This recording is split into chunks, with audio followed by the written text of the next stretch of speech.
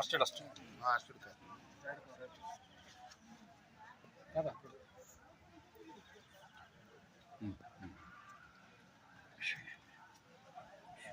ಪತ್ರ ಪ್ಲೇಟ್ ಹಾಕಿ ನಮಸ್ಕಾರ. ಗಾಳಿ ಐತಲ್ಲ ನಿನ್ಗೆ ಯಾವ್ದು ಹೇಳ.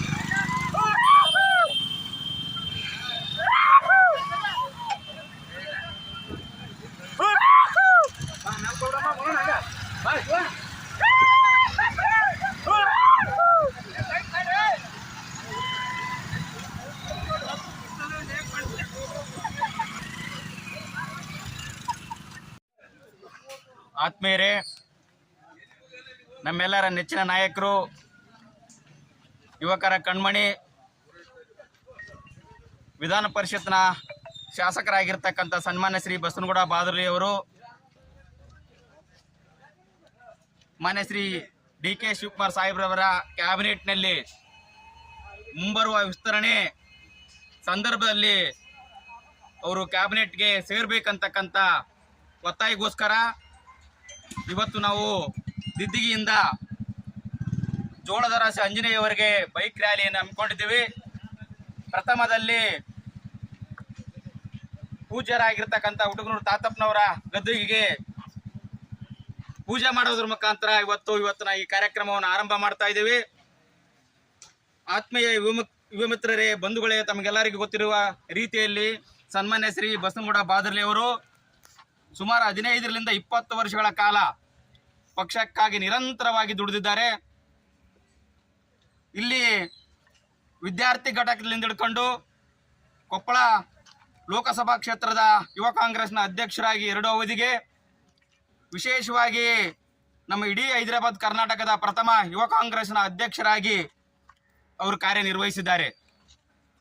ಆ ಸಂದರ್ಭದಲ್ಲಿ ಪಕ್ಷ ಸಂಘಟನೆಗಾಗಿ ಹಗಲಿರುಳು ದುಡಿದಿರ್ತಕ್ಕಂಥ ನಾಯಕರಲ್ಲಿ ಪ್ರಮುಖರು ಅಂತ ಹೇಳಿದ್ರು ಕೂಡ ತಪ್ಪಾಗ್ಲಿಕ್ಕಿಲ್ಲ. ಜನಸಾಮಾನ್ಯರ ಜೊತೆ ನಿರಂತರವಾಗಿ ಇವತ್ತು ಅವರು ಕಾರ್ಯನಿರ್ವಹಿಸ್ತಾ ಇದ್ದಾರೆ. ತಮ್ಮೆಲ್ಲರಿಗೂ ಗೊತ್ತಿದೆ. 24x7 ತರ ಕ್ಷೇತ್ರದ ಜನರು, ರಾಜ್ಯ ಜನರು ಅವರ ಸಮಸ್ಯೆಗಳಿಗೆ ಸ್ಪಂದಿಸ್ತಕ್ಕಂಥ ಕೆಲಸ ಮಾಡ್ಕೊಂಡು ಬಂದಿದ್ದಾರೆ.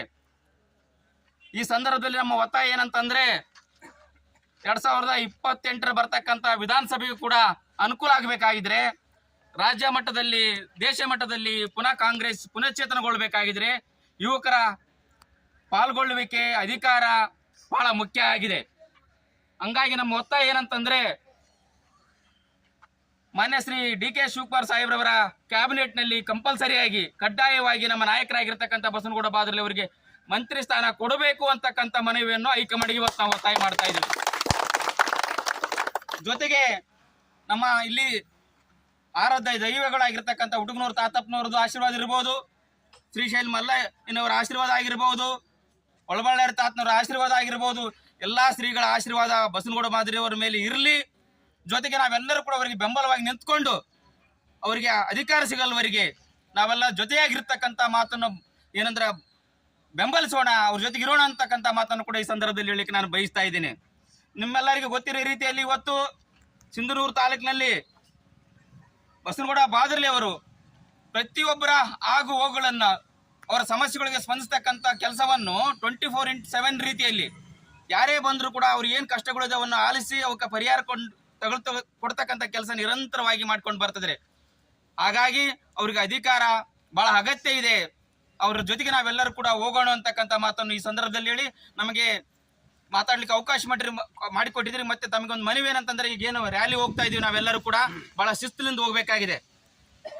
ಶಿಸ್ತುಲಿಂದ ಹೋಗಿ ನಮ್ಮ ಯಶಸ್ವಿ ರ್ಯಾಲಿಯನ್ನು ಮುಗಿಸ್ಕೊಂಡು ಜೋಳದ ರಾಶಿ ಆಂಜನೇಯವರ ದೇವಸ್ಥಾನದ ಆವರಣದಲ್ಲಿ ಪುನಃ ಒಂದು ದೊಡ್ಡ ಮಟ್ಟದಲ್ಲಿ ಒಂದು ಸಭೆ ಮಾಡಿ ನಮ್ಮ ಆ ಮುಖಾಂತರ ಒತ್ತಾಯವನ್ನು ಮಾಡೋಣತಕ್ಕಂಥ ಮಾತನ್ನು ಈ ಸಂದರ್ಭದಲ್ಲಿ ಹೇಳಿ ಮತ್ತೊಮ್ಮೆ ತಮಗೆ ಒಂದಿಷ್ಟು ನನ್ನ ಮಾತುಗಳನ್ನು ಮುಗಿಸ್ತೇನೆ. ಎಲ್ಲರೂ ಬಾದಲಿ ಅವರಿಗೆ ಮಾಡಲೇಬೇಕು.